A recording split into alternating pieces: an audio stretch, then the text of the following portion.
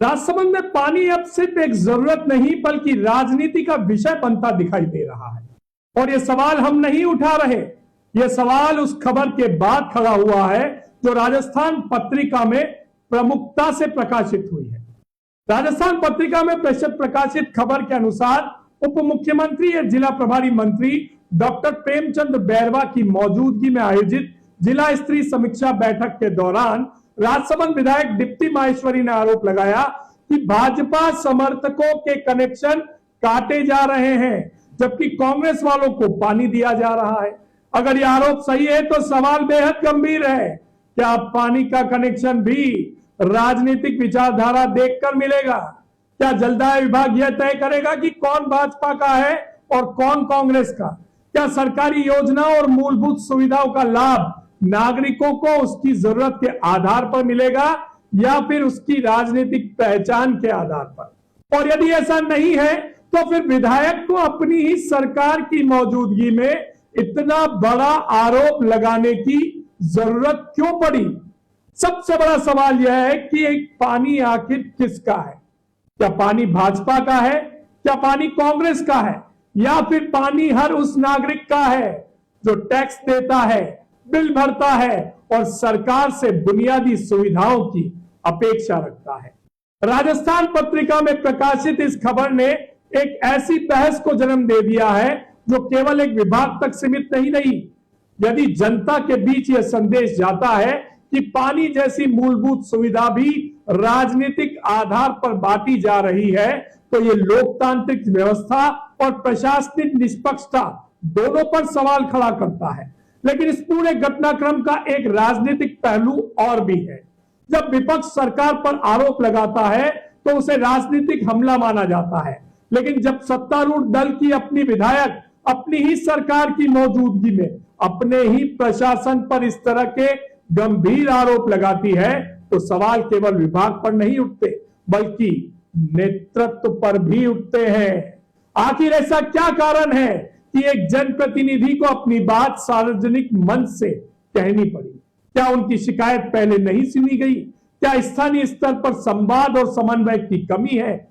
और यदि एक विधायक को अपनी ही सरकार के सामने अपनी बात मनवाने के लिए सार्वजनिक रूप से नाराजगी जाहिर करनी पड़ रही है तो यह नेतृत्व की कार्यशैली और प्रशासन पर उसकी पकड़ को लेकर भी कई सवाल खड़े करता है।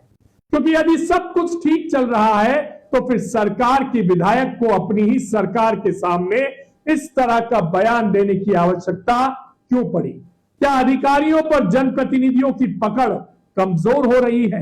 क्या जनता की समस्याओं का समाधान समय पर नहीं हो रहा या फिर जिले में प्रशासन और जनप्रतिनिधियों के बीच समन्वय की कमी है? और अब इस पूरे मामले में नया राजनीतिक मोड़ ले लिया है। विधायक के बयान के बाद नाथद्वारा में कांग्रेस नेताओं ने विरोध प्रदर्शन कर अपनी प्रतिक्रिया दी है।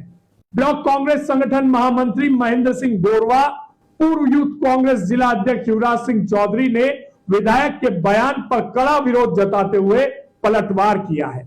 महेंद्र सिंह गोरवा ने कहा कि भाजपा सरकार अपनी विफलताओं का ठीकरा कांग्रेस शासनकाल में बनी बागेड़ी नाका परियोजना पर नहीं फोड़ सकती। उनका आरोप है कि वर्तमान सरकार राजसमंद की जनता को पर्याप्त पानी उपलब्ध कराने में असफल हो रही है और पानी के मुद्दे को राजनीतिक रंग दिया जा रहा है। वहीं युवराज सिंह चौधरी ने कहा कि विडंबना यह है कि राजसमंद जैसी विशाल झील के आसपास रहने वाले लोग भी पानी की समस्या से जूझ रहे हैं। उन्होंने कहा कि पूर्व में बनाई गई जल परियोजनाओं ने क्षेत्र को राहत देने का काम किया था और अब जरूरत बयानबाजी की नहीं बल्कि ठोस कार्यों की है।